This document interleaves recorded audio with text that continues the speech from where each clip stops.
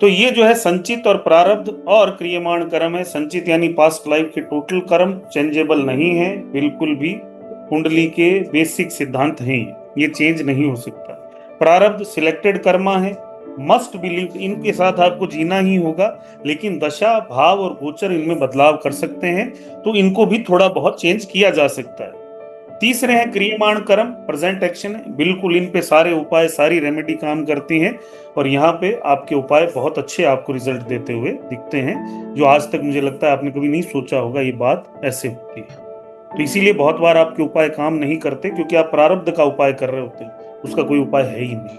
आप संचित का उपाय कर रहे हैं, उपाय है नहीं। प्रारब्ध का उपाय है कर्म बढ़ा सकते हैं। कैसे कि मान लीजिए कि कोई आया कि मैं कम पैसे कमा रहा हूं, तो भाई तू 2 घंटे और एक्स्ट्रा काम कर ले, उपाय नहीं है उसका और कोई, है ना। उपाय 2 घंटे और काम कर ले, ये उपाय है। मैं बीमार हूं तो भाई आधे घंटे वॉकिंग कर ले, मैं मोटा हो गया हूं तो जिम चला जा, ये उपाय हैं उसके। लेकिन क्रियमाण कर्मों के उपाय हैं। लेकिन कुछ चीजें ऐसी, जैसे मान लीजिए प्रारब्ध के कुछ दोष आपकी पूरी जनरेशन के डीएनए में बने, जिनको हम बड़े बड़े नाम देते हैं, पितृ दोष, काल सर्प दोष, है ना, उनके क्या उपाय हैं? तो उनके उपाय साधारण नहीं होते, इसीलिए वो यहाँ लिखे नहीं है, क्योंकि वो आपके संचित कर्म नहीं है, वो तो उस जनरेशंस ने आपको दिए जिसमें आप पैदा हुए।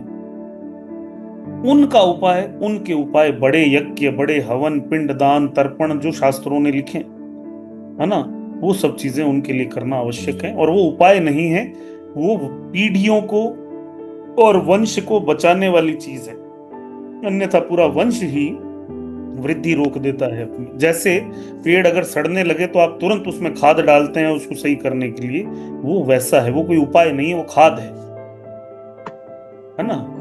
तो उनको कभी भी संचित, प्रारब्ध और क्रियमाण में मत डालिएगा, वो अलग चीज है, वो अलग कॉम्बिनेशन जो हम आगे समझेंगे, ठीक है ना। जैसे मानिए, मैं एक सीधी, आपने वो कहावत सुनी होगी कि जहां सूली लगनी होती है ना, वहां सूल से काम चल जाता है, कि जहां फांसी लगनी थी वहां कांटा चुभ के काम चल गया। जैसे कुछ दिन पहले का एग्जांपल दूं आपको, और नवनीत को उस बात का पता भी है ना, कि मैं मेरी कुंडली के कॉम्बिनेशन ये कह रहे थे कि मेरा एक्सीडेंट होना है, और जिस दिन मैं उस दिन बाजार गया, मतलब सिटी में गया, और लंबा थोड़ा ट्रेवल था, तो मुझे लगा कि आज का दिन मेरे लिए ठीक नहीं है, कहीं ना कहीं एक्सीडेंट के योग हैं, और वो होना था। तो मैं क्या हुआ उस दिन, लेकिन यहीं पे आपके अच्छे कर्म काम आते हैं आपके। मैं खड़ा था रोड की साइड में, अब देखिए कितनी बड़ी बात है, एक एक्सीडेंट उस समय, उस घटना कई लोगों के साथ घटी होगी जो मेरे समय में पैदा हुए होंगे, लेकिन क्या सबके साथ एक साथ एक जैसी हुई होगी? नहीं। मेरे साथ क्या हुआ, मैं रोड के साइड में खड़ा हूँ, मेरी गाड़ी के अंदर बैठा था, एक बाइक वाला पीछे आया, मैं गाड़ी चला नहीं रहा था, तो सिटी की बात है, और वो गाड़ी को साइड से मारता हुआ चला गया।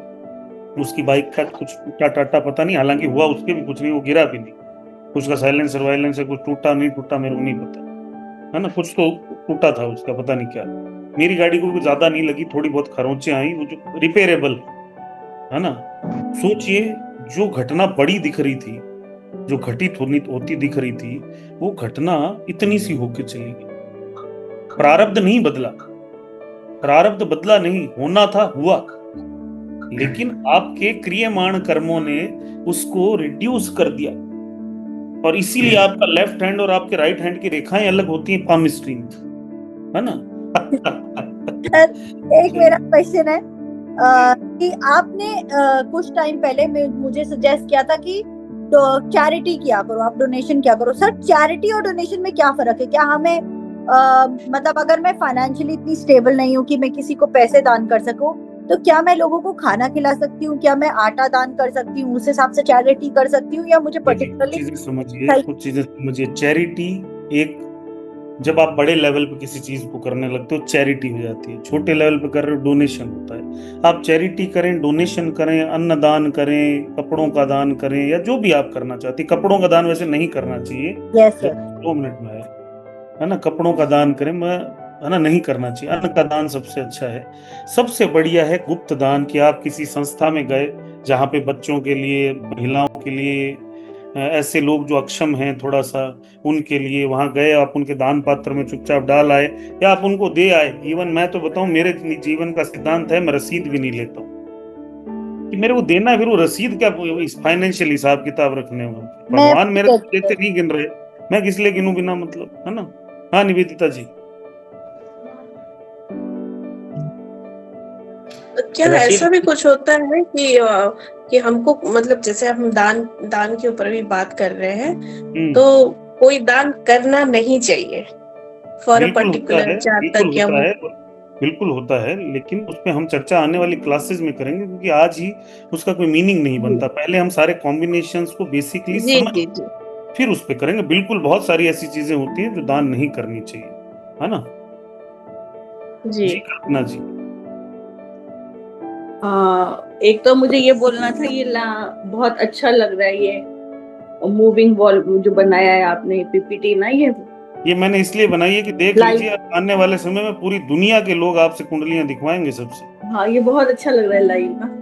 और दुनिया के लोग बोलेंगे कि कुंडलियां दिखानी है तो बस इन्हीं को ही। अच्छा, एक डाउट और था। जैसे आपने 3 तरह के कर्म बताए ना, संचित, प्रारब्ध और क्रियमाण।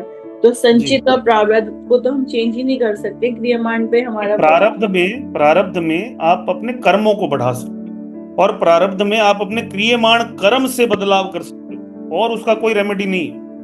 उसका रेमेडी है अपने क्रियमाण कर्म, यानी आप अपने कर्म सुधारिए, वो चेंज होगा, समय लगेगा, चेंज होगा, है ना। ये एक बार क्रियमाण कर्म को रेमेडी से चेंज कर सकते हो। हमें क्या क्या करना है, जैसे दोबारा एक्सप्लेन कर दीजिए। जैसे आपने बोला कि कर्म हमें सुधारेंगे हम तो हमारा प्रारब्ध बदलेगा। संचित कर्म में कोई बदलाव संभव नहीं, कोई उपाय नहीं, कुछ नहीं हो सकता, है ना। प्रारब्ध क्रियमाण कर्मों द्वारा बदला जाता है। आज का आपका एक्शन आने वाले समय का आपका जीवन का इमारत बनाएगा, ठीक है। आज अगर मैं दिन में 10 घंटे काम कर रहा हूँ, 12 घंटे, 15 घंटे, ये मेरे भविष्य का, सीधी सी बात है, मेरे भविष्य को डिसाइड करेगा कि वो इमारत कैसी। Decision of the present to decide the future. क्रियमाण कर्म, बिल्कुल एकदम सही रितु कपूर जी ने कहा।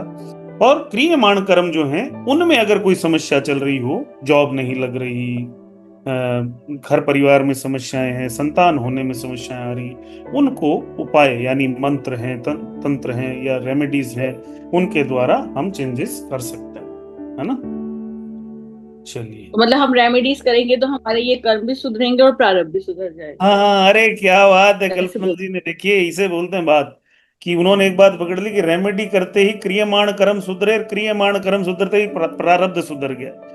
गजब, इसे कहते हैं हायर लेवल की नॉलेज होना, है ना। आनंद आ गया इस बात में, है ना।